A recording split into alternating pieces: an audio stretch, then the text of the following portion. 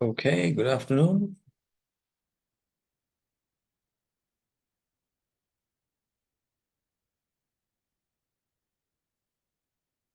Right. I think so far we looked at the introduction and a few things about the quality assurance part of software. Today we'll be getting into quality assurance of the software side. There are a few theories that we need to look into, and let's see what is in offer. By the way, I also have uploaded another book. This is specifically on software testing. And I have, towards the last slide, some reference to that book because I don't want to duplicate what is in the book in the presentation. So I've given you the sections to read. Please make sure you read that section. All right. So with that, let's get into our presentation for today. Okay, I think we discussed this briefly last time also, but let's look at this in detail. The difference between verification and validation. So these are, in fact, two different things. Just like QA and QC, there is verification and validation as two different things. If you take the verification side on the left, verification,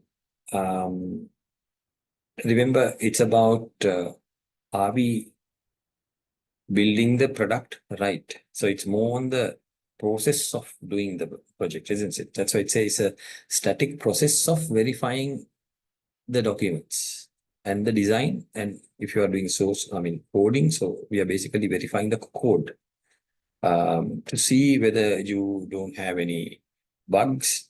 Are you looking at, let's say, specification of the organization? Now, for example, an organization might have a documentation saying this document is to say we have capital letters for classes and then simple letters for, let's say, variables and snake cases or something or the other. Let me see whether I can show you a sample.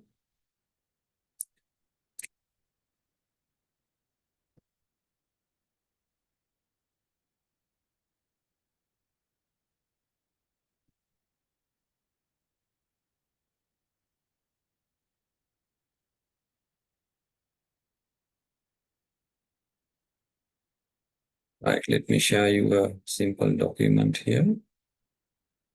Now, this is actually regarding PHP programming language, specifically Laravel. So here's a naming convention designed for an organization, right? So if you notice here, starting off from how to name the controllers. So here's a sample, product controller. So you can see P capital, C capital. And then how do you name models, right? So again, singular, not capital. So if you have a model called product, so you start with a capital P, and there is no plural here. So now book review is one. And then for controller model property will be, this is called the snake case, right? Every word is separated with the underscore. Classes have properties and methods, right? So the class method will be camel case. So here's the snake case, here's the camel case. So here we have every start with a simple letter, every other word is starting with a capital letter. And variable also will be camel case.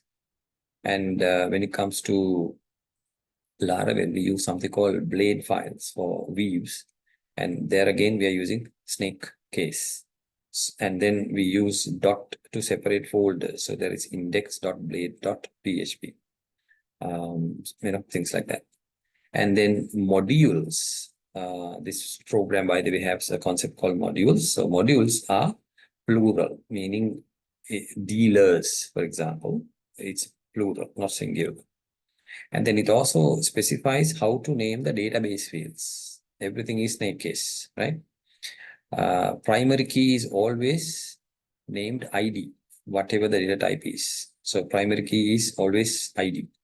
And then timestamps are past tense, that is suffix with the at, meaning created at, updated at, likewise. So we can give an example. Created at, updated at, and something like that.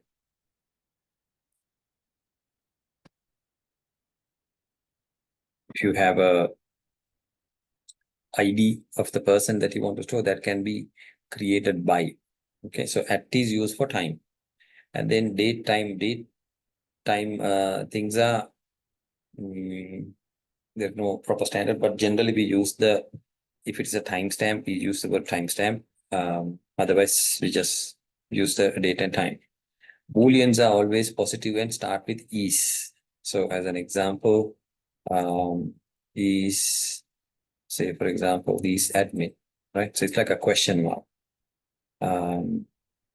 Let's put each here.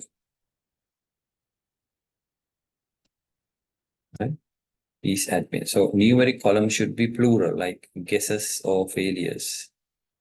List are JSON columns and are plural. So in database, you can also store JSON data. In that case, you need to put underscore and then say list, because then we know it's a list. You can also store complex JSON trees, and then you add the word tree at the end of it. Foreign columns in the database must end with the ID. So like author ID. So that means you are connecting this table with the author's table, and two IDs are connected. So that's how you create the foreign key combination. Foreign columns using non-ID foreign columns can be suffixed as ID. So sometimes you may be connecting field from one table to another table, but you're not using the, let's say, it's foreign, but maybe it's not an index, right? So then you put as ID.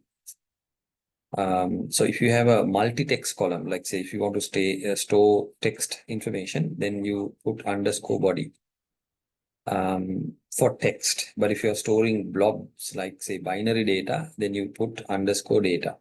Now I'm just showing you this as an example of a naming convention for an organization. Okay.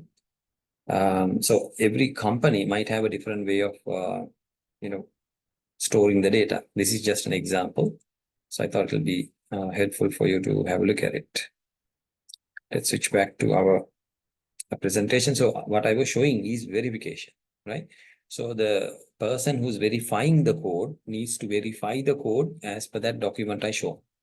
Have they named their classes, variables, fields properly according to the organization plan? So that is called verification, right? That's what it says. It's a human-based checking of documents and files. And you are not executing the code there, right? So you're basically observing the code. And so you're looking at specifications, architecture, maybe high-level detailed design, stuff like that. So very manual, yeah, hands-on work. And this is coming first. Now, generally speaking, the developer or coder will be coding the code, and then it goes to something called the code review practice. And the code reviewer is basically doing a verification to make sure that the code is according to the standard of the organization. So it's answer the question, are we building the product correctly, or are we doing the product right? And last point is it can catch errors that validation cannot catch. I mean, these are two different things, isn't it? The verification is about whether you're writing the code according to a organization standard. Now, there are different standards. We'll see that later, but there has to be a standard where we are verifying against.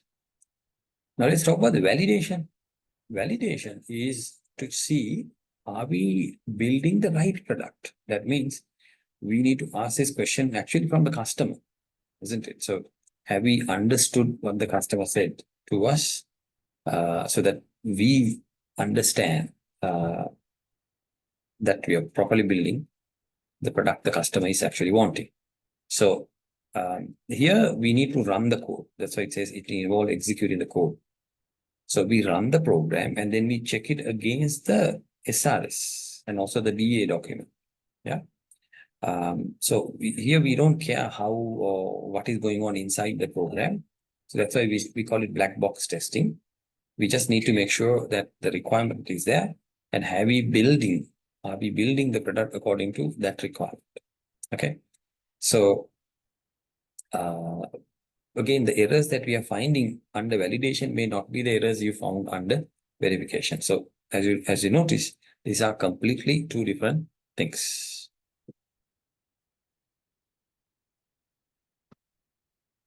So in summary, software that satisfies its user expectation is a necessary goal of a successful software development organization, isn't it? So the goal of any software development company is to satisfy the user expectations. So there are users who expect certain things, and our goal is to satisfy them. And in order to achieve this, we need to bring in engineering practices, specifically software engineering practices, throughout the program. So this is, we've been speaking about it. This is like building a bridge or a house or a building or an aircraft. Software engineering is a practice, just like any other engineering job.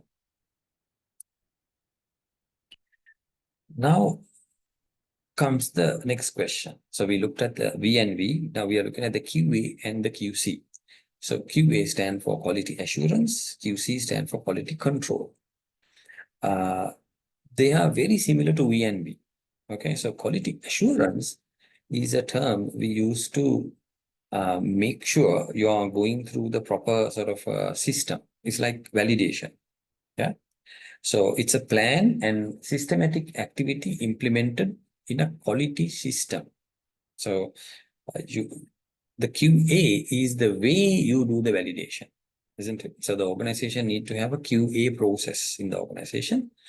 And that process will take care of making sure you are building the right product.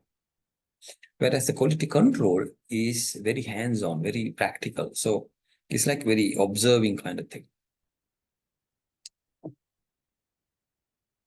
Under quality control, so we get down to the hands-on things. We are checking, verifying, and see whether what is coming out is correct. So here's again a comparison, right? QA is process related, whereas QC is a product related. Yeah. QA focuses on the process, whereas QC focuses on the product itself, right? Something coming out and we verify that. And QA involves quality of the process, whereas the QC involves the quality of the product, right? QA is a preventive mechanism. What do you mean by preventive? Before something happens, we stop it. That's the job of the QA. Whereas a QC is like a detective control. So you don't know, product is there, we don't know what is wrong. So you go and find it out, right? So under QA, our focus or allegiance is to development, right? So we are looking at the development process, whereas the QC is not looking at the development process. We are looking at the developed, completed product at the end. Now, going back now to V&V, okay? Validation and verification. What are some of the, I think it's very interesting. We need those, yeah. But what about the limitations of the V&V? There are some limitations. These are the pointers. Number one, it's very theoretical foundation, yeah. We notice there are a lot of theory behind it. So no general purpose testing or analysis procedure can be used to prove program correctness. So there is no specific scientific way of detecting and correcting when it comes to V&V, right? More than that, I think the rest is very valid. Now, look at the second point is impracticality of testing all data. Now, we already saw a little calculation, like 3 into 3. Now, sometimes you have like a infinite number of cases and you can't test all the cases, right? Same story with the second point, impracticality of testing all path. So there can be lots of data and there are a lot of combinations, different path of testing. So you can't do everything, right? And because of that, there is no absolute proof of correctness. What does that mean? What do you mean by proof of correctness? Now, you can test it under 100 different cases and it will pass all 100 cases. But there may be a case where you did not test and it fails, right? So that's why we say there is no absolute proof of correctness. Okay. And if you break it down into, different techniques of ENV, here's a nice breakdown. So on one side, we have the static method. On the other side, we have the dynamic methods. Remember, the static method is where we look into the documentation, isn't it? In the beginning, we're looking at the documentation. So we do things like walkthroughs, like we start, it's like a story point, start from logging in, doing some work and logging out, or completion of sales or whatever. And it requires code inspections, reviews, and also formal proofs. So that's the static method. Static method requires talking about the SRS side, documentation side mostly. Whereas dynamic method, we are looking at code, right? Completed stuff. So we are looking at black box, maybe white box, maybe heuristic, then interface testing. So all the dynamic part comes once the product is ready for testing, whereas static part comes before you start the project. Now, under the black box testing, again, you can see there are certain pointers, boundary testing, equivalence partitioning, and decision table based testing. These are different ways of testing. Okay.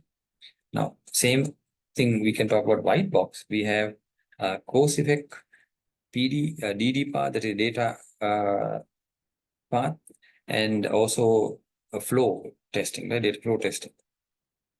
Now, different ways of testing black box and white box is what we are talking here. Okay. And they all come under verification and validation. And if you look at the SDLC and look at the role of VNV under SDLC, there are lots of things that we can actually bring into SDLC under VNV. Number one is called traceability analysis. What is trace mean? Trace is about going from one point to another point. So you should be able to trace what is going on, right? In fact, in this case, we have a starting point, that is our SRS document. And then we have a piece of code here. So we should be able to go back from this code all the way to the BA or the SRS document. I say, look, we wrote this code in order to satisfy this piece of our BA document. Yeah. And interface analysis is another one that is coming under CDLs. Examination of the interface requirement specification. So interface, there are two we are talking here. One is the UI interface, the user interface. And also there can be other integration interface, like if you are connecting the software to some other software, how does that work, right? So interface is in two ways. And then criticality analysis, what does this mean? Here we are trying to understand the critical or high risk problems, which we need to do, in fact, in the beginning. For example, if you are building a SaaS product, software as a service product, like a taxi app or something, we need to have some sort of a number to say we are getting 1 million hits a minute or 10,000 hits a minute, something like that. And then we should be able to figure out, okay, if that is a number we are getting, where can it go wrong? How can it crash?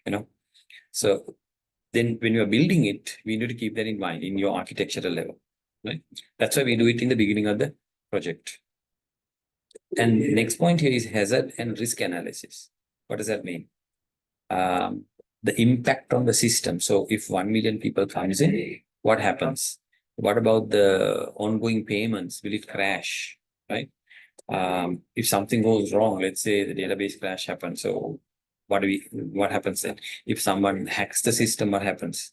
So these are some of the areas where, although they are not very clear under VNV, you need to make sure they are part of the at least SRS documentation. In that case, you can verify and say, right, there is a point that says check for security, right? So what does it mean?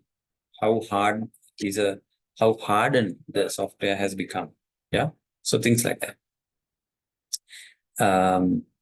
So under the formal verification, the proof of correctness, remember, proof of correctness is a theoretical thing, but you need to be very careful here. So we are talking three words: hypothesis, thesis, theory, the theory, right? So three things. So we come up with a theory here. Now, in order to get the theory, we need to have a thesis. In order to have the thesis, we need to have a hypothesis. So hypothesis is the assumption. Here it says a condition that the relevant program variable must satisfy immediately before the program is executed, right? So hypothesis is you can't run a program without a certain condition first being set, right? So these are known as the precondition. Before you run the program, these are called the precondition. Now the thesis is you run the program now, and then you look at you observe the program variables. What happened to this? So that's why we call it, it's a post condition, something that happened afterwards. Okay. So that is for the thesis. And then the theory is the condition where now when the hypothesis and thesis are proper, we can see when the condition V, that is a precondition, is true before execution of the program, S, and then the condition P will be true after the execution of the S. So V is the precondition, S is the program, P is the post condition. So S will convert V to P. That's what we call it. Yeah. So this is called the proof of correctness. So when you run the program, we test this. We test the theory, isn't it? That's a very simple way to put in testing. So testing is about looking at variable before running and after running and making sure they match a certain expected behavior.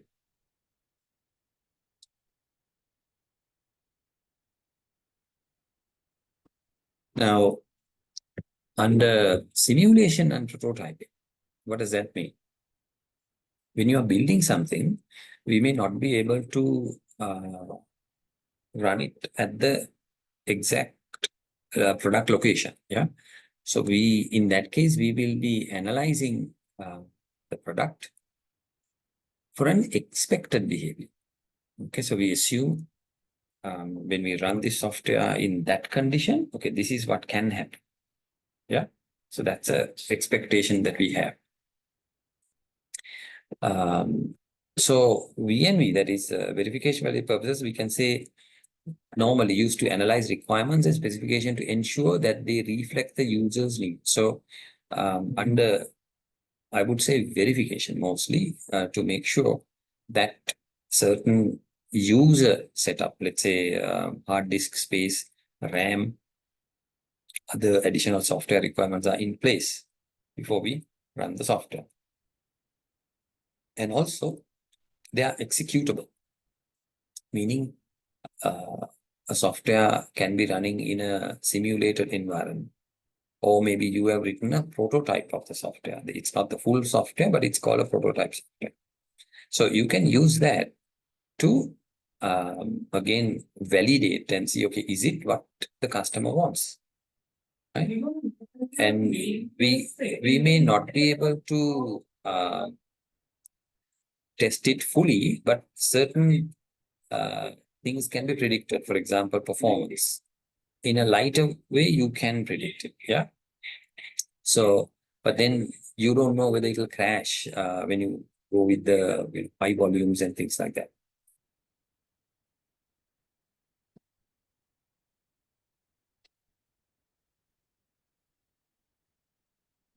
Now comes another very, very important thing. This is called the software technical review, okay, or STRs. Very, very important. So STRs are basically examinations. This is like your final end of the semester test. Now, now imagine this. You come to a program, let's say this program, this unit. You are not tested for anything. You go through 6 months of training and then you go and sit for the final exam. Now, if we have 100 students, maybe 10 will pass, right? Others will struggle. The reason is they've just gone through it. Some people have come for some classes, some people have come for some other classes. But imagine if you go through, let's say, monthly evaluations every 4 units, every 4 weeks, or maybe every 1.5 weeks, month. If there are some evaluation, we call it continuous evaluation, then the chance of you failing at the final exam is not like before, isn't it? It's very low now because you have been testing or you have been tested throughout the life of the events, and failing doesn't happen suddenly. Right? So same thing here. So when you do software technical reviews in a very periodic manner, you are basically bringing the software to the right path. Yeah. So that either you do daily or weekly or through cycles, whatever. So there are different ways of doing that.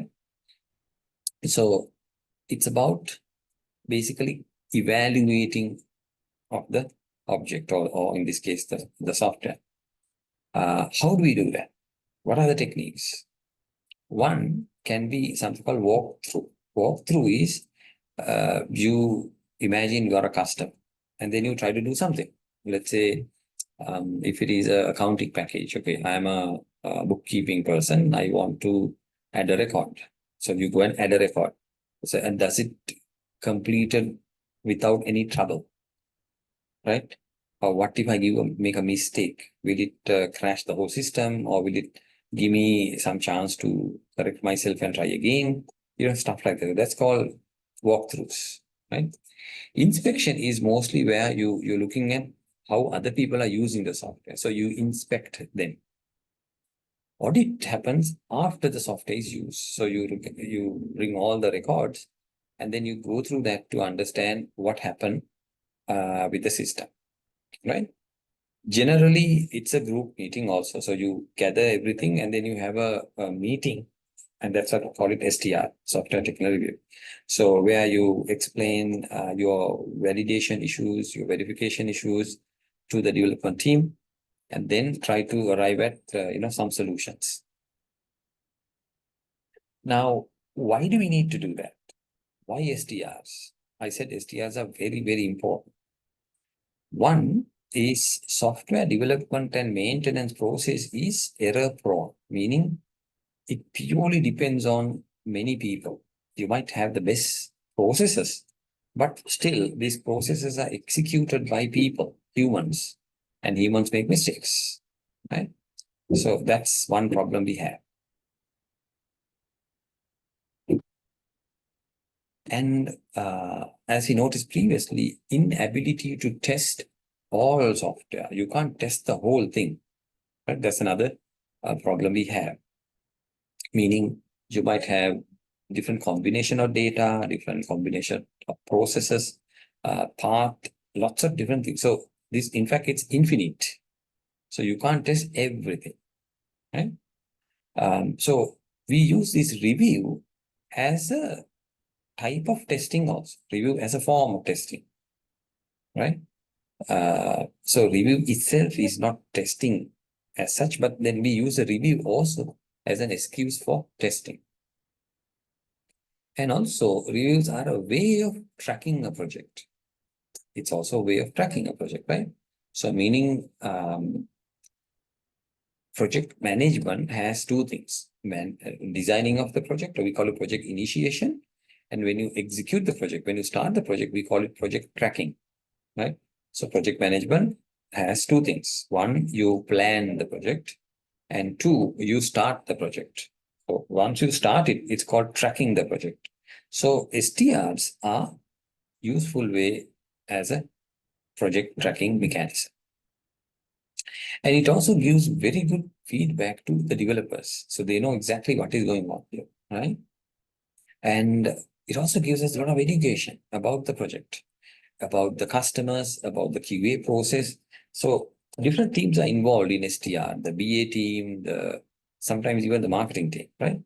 And then the developers and the UI guys, maybe networking fellows, a lot of different people. So it's like an open forum for everyone to talk about the progress of the software. So you don't do this daily.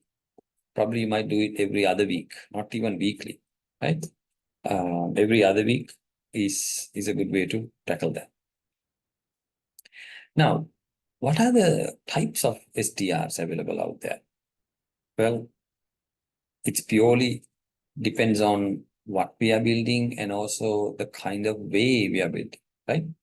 And also the end user requirement, the specific, actually, certificate requirement. Now, to take the development models, there are waterfall model, there is rapid prototyping called a RAD model, then there are iterative enhancement model like agile, and then there is also maintenance activity modeling, meaning we are looking at maintaining, right? We build it in a way so that we can take modular approach for maintaining as well. So on one side, STR depends on the development model. What kind of model we are using to build software. On the other side, it also depends on the standard we are using for our product, right? Now, if you are building a military gadget, some military software, then we have a standard called MIL STD2167 and STD498. Of course, there are other standard numbers also, but these are the global standards that we need to adhere to. So if you are working for a software development company, building something for the military, you need to make sure your product is fit for MIL's standard 2167 or 498, depending on the requirement there.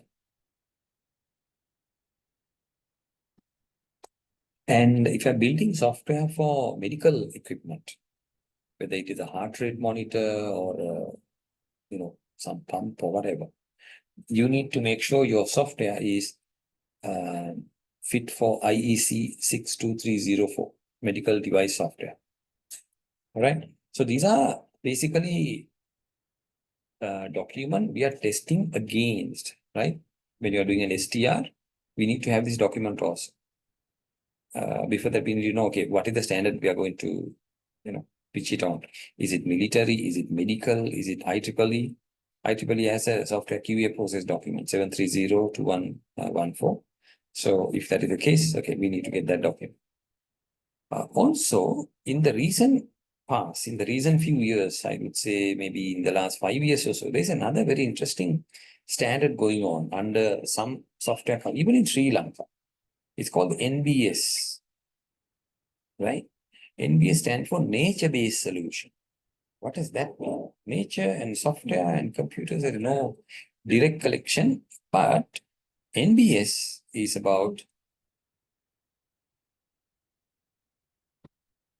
something very interesting, right? Societal challenges like climate change, biodiversity loss, and food security, stuff like that. So, if your software is impacting any of that, right, then you need to make sure you're also adhering to the NBS standard, right? So STRs are very important. We need to select the STR mechanism depending on one, development method, two, standard, right? Whether it's military, medical, or IEEE or NBS. So IEEE 829 is an excellent standard because we will be looking at that, right, as a base when it comes to documentation of our software. Okay? In fact, IEEE 829 is specifically talking about test documentation, nothing else, test documentation. And it gives you explanation of all those terminology, words used in the test documentation, right? And it defines the content and form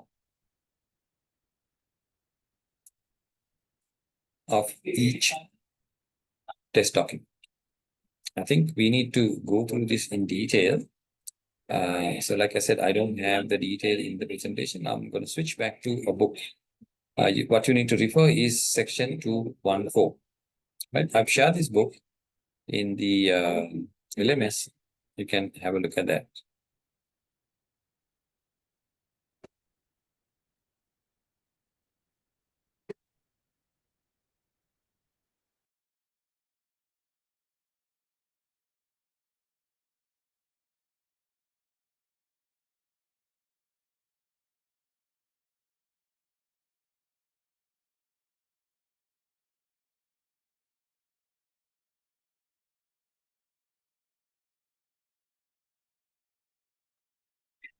Okay, so here's the document, and I'm under section 214. So, like I said, this document is fully focused on the test documentation, right? And it has lots of different sections, and here it's explaining each section fully, right?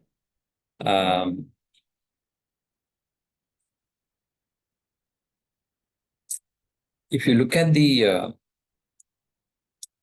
first section, test plan, what does the test plan document contain? Okay. Number one, it must have a test plan identifier. Identifier is a unique number. So when you have a test plan for either a module or a software, that document must have a number. That's what it says.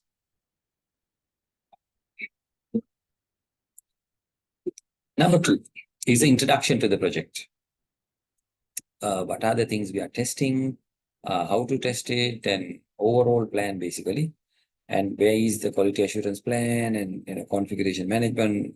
A very brief introduction. Number three, what are the items we are going to test? Test items. Identifies the items to be tested, including their version, revision level, all that stuff, right? So basically it says, what are we testing? Testing items. And number four, features to be tested. Now, in each item, what is the feature we are testing? Now, if you take, for example, an accounting package, say test item is general ledger. Okay, so test feature can be recording of a transaction, right? Whether the credit and debit parts are properly happening, and that can be a feature to be tested. We must also mention features not to be tested, because sometimes when the product is being developed, they will say, right, feature 1, 2, 3 are ready, feature 4, 5, 6 is not ready, something like that. So we need to mention that in the test plan. Otherwise, the testing staff will also start testing and say, look, this software is broken, right? So you have to say, don't test it. It's either underdeveloped or not required. And then number 6 is approach. How are we testing it, right? Then comes pass-fail criteria. You must define that. What do you mean by a pass? What do you mean by a fail? Okay.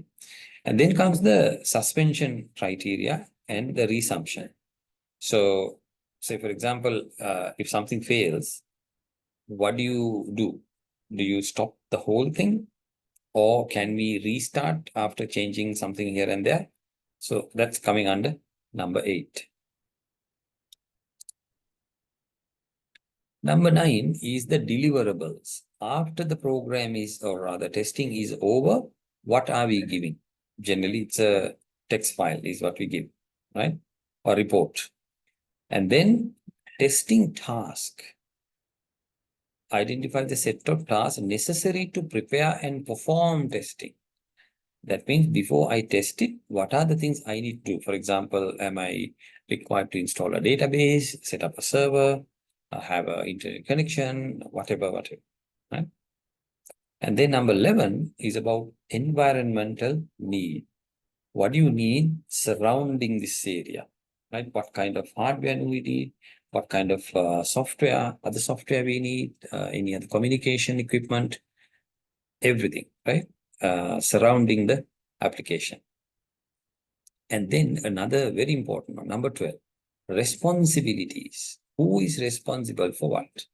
Otherwise, somebody will come back and say, look, we might ask, okay, why the network is not working? I say, look, I don't know. Nobody told me to give you network, right? So things like that. So the document must have that somewhere saying who's responsible for what. Remember, we are talking about the test plan document, okay? And then staffing need. What kind of people are required to do what kind of work? And number 14 is schedule. What is schedule? And basically, I would say a timeline, right? Milestone. So how does when these things are happening? When are we starting? When are we going to the next phase, like. And 15 is risk and contingencies. If something goes wrong, what happens? Right?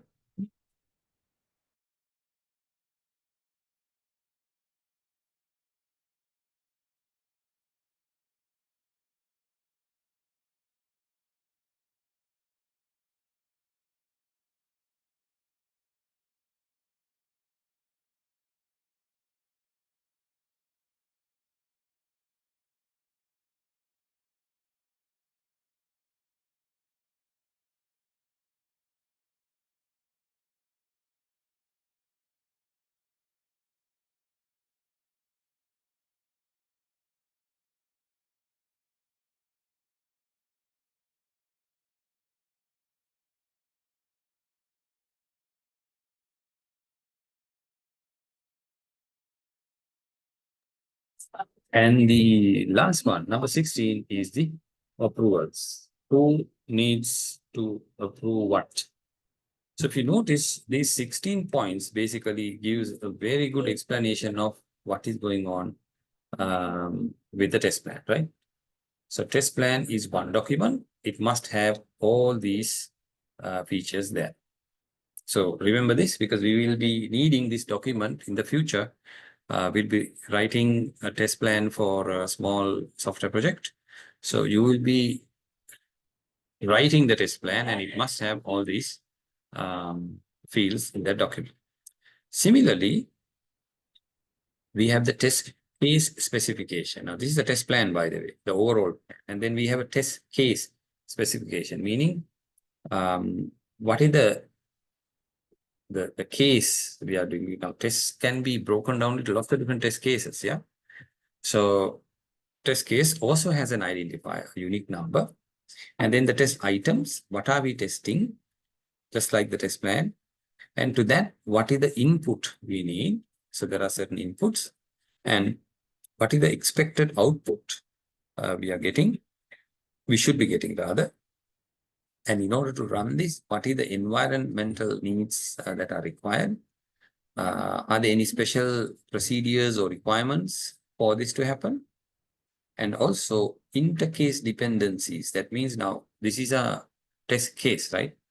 Now, when I'm running one case, does it have a connection to another case, previous case, future case, whatever? So some cases are interconnected. For example, you can't change the role of the person without registering the person, right? So things like that. So like the prerequisite of the university course. So we say you can't do this course without doing that course, without completing that course, something like that. And after you do the testing comes the test incident report. We also call it the bug report, right? Now, what does a bug report contain?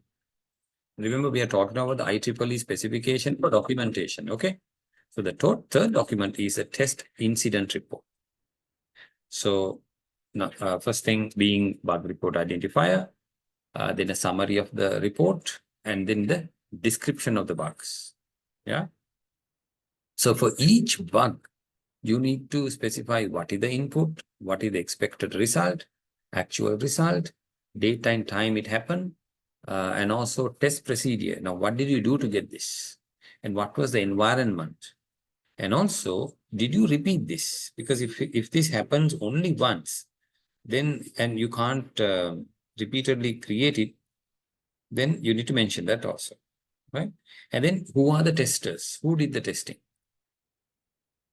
And then what about any other observers, right? While doing this, something else happened. Let's say when we are running this piece, CPU was hot, or network was full, or hard disk was not working, or whatever, things like that. And then any other additional information that you can give it to the developer to solve the problem. Because if you can explain only, the developer can fix the problem. Plus, the number 4 is very important. What is the impact of this issue or the bug, right? Impact or priority of solving the incident. And comes another report, test summary report. Okay.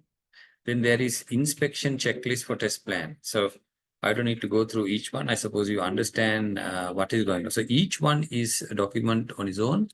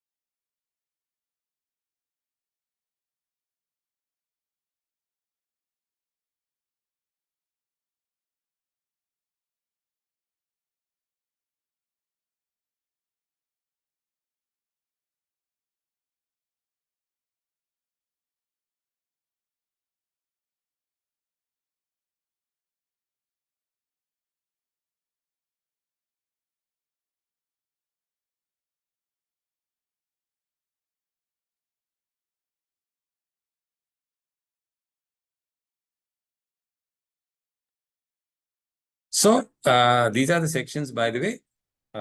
Like I said, the document is session is available in LMS. Please go through this, and we will be developing this document for our software project, right? So we have the test summary report, inspection checklist. Then we have the inspection checklist for test cases, inspection checklist for test plan, right? Test plan needs testing.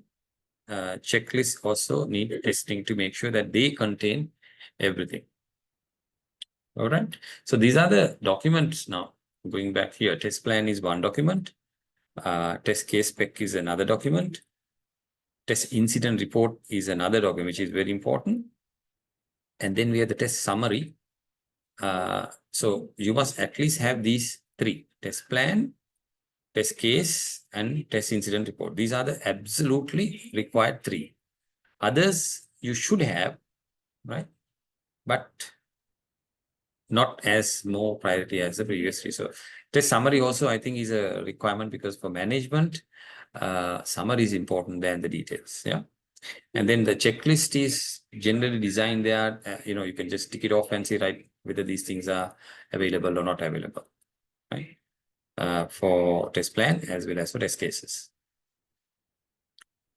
Okay. So, right, let me switch back to.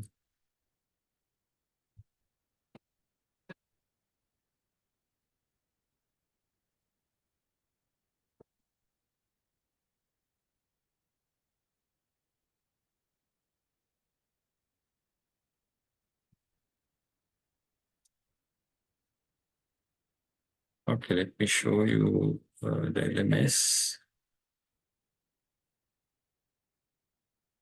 Right. So if you go to the top of this document, okay, here. This is the document I'm talking about. Software Quality Assurance, Self-Teaching Introduction by Dr. Rajiv Chopra. Excellent book, specifically about software testing. Right. Very easy reading. And these three, of course, has separate sections on quality assurance and software testing. But this one is dedicated for software testing. And if you go down to week 4, which is today, I also have some interesting videos. So this is a very famous test plan from Google, the 10-minute test plan, James Whittaker. And then we also have this one, quality assurance versus quality control. Another very good video clip, short one, explaining the difference between the QA and the QC. Right. Okay.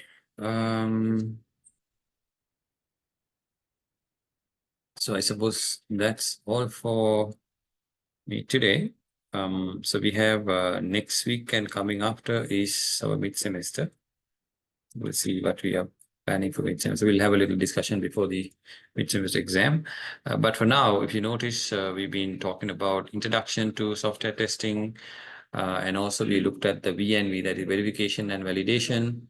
Today we look at QA and QC, right?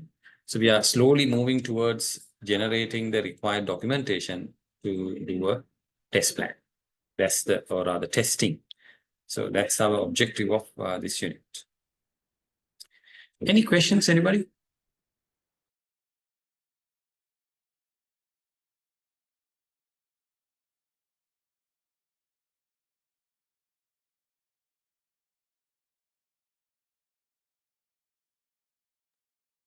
No questions.